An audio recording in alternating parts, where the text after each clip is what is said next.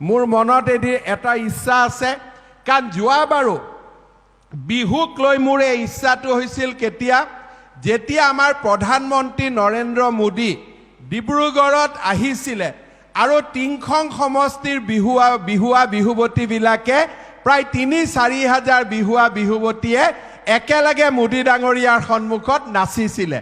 তেতিয়া মই মনত ভাবি আছিলোঁ যে ডিব্ৰুগড়ত ইমান বিহুৱতী আছে, ডেফিনেটলি শিৱসাগৰতো থাকিব, চৰাইদেউতো থাকিব বা আন জেগাতো থাকিব, আমি গুৱাহাটীত এনেকুৱা এটা প্ৰগ্ৰেম কৰিব নোৱাৰোঁ নেকি?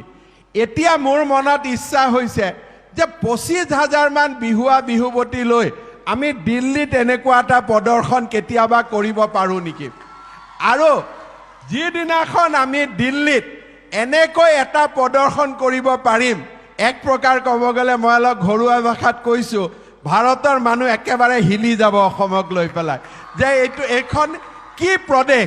তেনেকুৱা এটা মই বিমল বৰা ডাঙৰীয়াক আজিয়ে দায়িত্ব দিম যে এই বছৰ হওক, 2 বছৰ পিছত হওক, কিন্তু ২৬ চনৰ আগতে দিল্লীত আমি ২৫,০০০ বিহুৱতী লৈ গৈ এনেকুৱা এটা প্ৰদৰ্শন আমি কৰিব লাগে। আৰু ভৱিষ্যতে আমি যেতিয়া দিল্লীত আকৌ বিহু কৰিম, কোনে কোনে যাব? হাত ডাঙক, কাৰ কাৰ যাব ইচ্ছা আছে?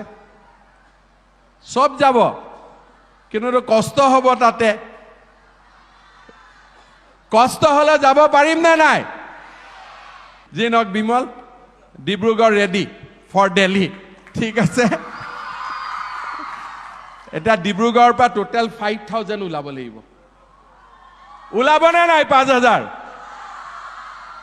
কোনবা বছৰ, মই কোন বছৰ এতিয়া ঠিক কৰা নাই, কিন্তু যেতিয়াই আমি সকলো ৰেডি হৈ যাম, এইবাৰ দিল্লীত ২৫,০০০ আমি ল'ৰা ছোৱালীয়ে আমি বিহু পাতিমেই, ঠিক আছে?